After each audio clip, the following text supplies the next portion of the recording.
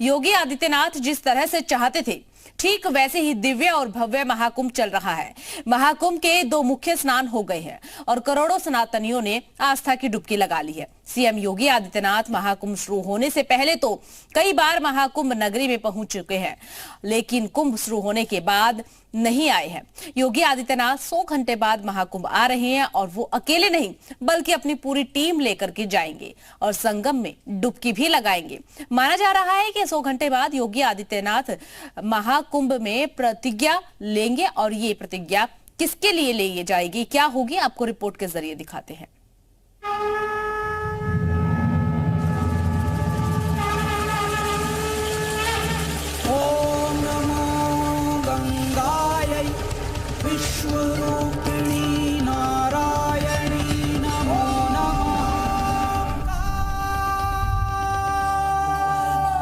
अब तक मुख्यमंत्री बनकर प्रयागराज आए योगी आदित्यनाथ।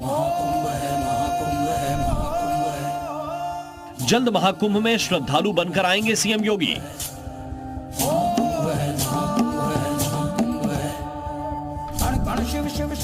महाकुंभ की धरती से सरकार चलाएंगे महंत योगी।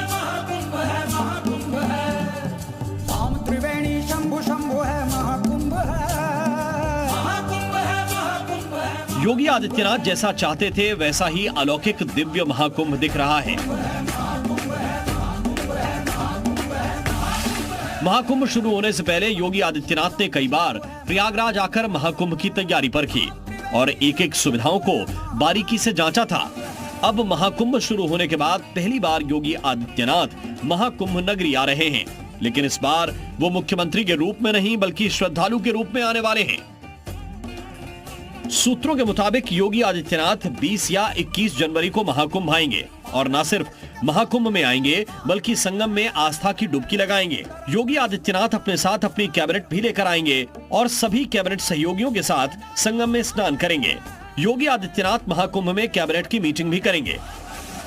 मतलब महाकुंभ की धरती से योगी आदित्यनाथ एक दिन के लिए अपनी सरकार चलाएंगे। यहीं पर सीएम योगी और उनकी पूरी जो कैबिनेट की टीम है वो बैठेगी और हमारी इस पूरी रिपोर्ट की जो तस्वीरें हैं हमारे सहयोगी बाबूलाल जी दिखा रहे हैं। इन तस्वीरों के जरिए आप समझ सकते हैं कि यहाँ पर किस तरीके से पूरी कैबिनेट की जो बैठक है वो होगी और यहाँ बैठक के बाद तमाम जो महाकुंभ से जुड़े निर्णय हैं वो भी लिए जाएंगे और न सिर्फ महाकुंभ को सकुशल संपन्न कराने के लिए तमाम जो योजनाएं हैं पूरी कैबिनेट के बीच रहने वाली हैं, बल्कि सीएम योगी अपनी पूरी कैबिनेट के साथ त्रिवेणी की पावन धारा में आस्था की जो डुबकी है वो भी लगाएंगे। वर्ष 2019 में जब अर्धकुंभ लगा था तब भी योगी आदित्यनाथ ने अपनी पूरी कैबिनेट के साथ संगम में डुबकी लगाई थी। अर्धकुंभ 2019 में योगी आदित्यनाथ ने 2 बार कुंभ में स्नान किया था। पहली बार योगी अपनी कैबिनेट के साथ आए थे और दूसरी बार योगी आदित्यनाथ तत्कालीन बीजेपी अध्यक्ष अमित शाह के साथ भी उन्होंने संगम में डुबकी लगाई थी। इस बार योगी आदित्यनाथ महाकुंभ में डुबकी के साथ कैबिनेट की बैठक भी करेंगे। बैठक में योगी आदित्यनाथ ऐसे फैसले ले सकते हैं जिसका फायदा न सिर्फ प्रयागराज को होगा बल्कि पूरे उत्तर प्रदेश को होगा। हो सकता है कि योगी कैबिनेट वाराणसी प्रयागराज को मिलाकर धार्मिक क्षेत्र बनाने पर फाइनल मोहर लगा दे। इस धार्मिक कॉरिडोर में 7 जिले शामिल किए जा सकते हैं। 2019 में योगी आदित्यनाथ ने कुंभ में हुई बैठक में प्रयागराज से मेरठ तक गंगा एक्सप्रेसवे बनाने का फैसला लिया, जिस पर काम आखिरी चरण में है। वो एक योगी है और जो योगी होता है वो अष्टांग योग को धारण किए हुए होता है, तभी वो योगी बनता है। तो उन्होंने जो ये निर्णय लिया है कि मैं अपनी पूरी कैबिनेट के साथ संगम में स्नान करूंगा, ये बहुत श्रेष्ठ नहीं सर्वश्रेष्ठ है, क्योंकि विभिन्न प्रकार के संगठित लोग उनके साथ जुड़े हुए हैं और उनके जुड़ने से समाज को एक दिशा मिल रही है। राज्य के सीएम के साथ में पूरा दल समूह अगर स्नान करता है तो मैं समझता हूँ कि जो हमारे राजा महाराजा थे और जो परंपरा थी तो वो आप सब देखने को मिल रही है। योगी आदित्यनाथ महाकुंभ में कैबिनेट बैठक करने आ रहे हैं तो समाजवादी पार्टी को इस पर भी आपत्ति है। उत्तर प्रदेश सरकार अपनी स्वेच्छा से जहां चाहे वहां कैबिनेट की बैठक करे, लेकिन महाकुंभ जैसी पवित्र स्थली पर पूर्व में भी जैसे कैबिनेट की बैठक सरकार की तरफ से की गई है, योजनाओं को धरातल पर उतारने का झूठा ढोंग और पाखंड किया गया है, कम से कम सरकार को महाकुंभ जैसी पवित्र स्थली को बचाना चाहिए। समाजवादी पार्टी के प्रवक्ता शायद ये भूल गए कि उनकी पार्टी के राष्ट्रीय अध्यक्ष अखिलेश यादव भी महाकुंभ आने वाले हैं। इसका ऐलान उन्होंने पिछले दिनों ही किया था। कुंभ में जाने की जो परंपरा है वो कई मायनों में कई तरीके से परंपराएं हैं।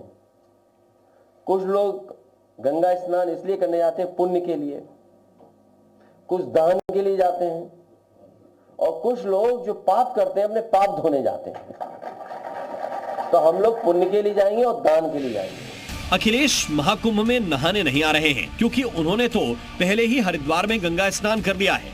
मकर संक्रांति के दिन ही अखिलेश ने हरिद्वार में गंगा में डुबकी लगाई, जबकि योगी आदित्यनाथ अगले हफ्ते संगम में डुबकी लगाने आएंगे।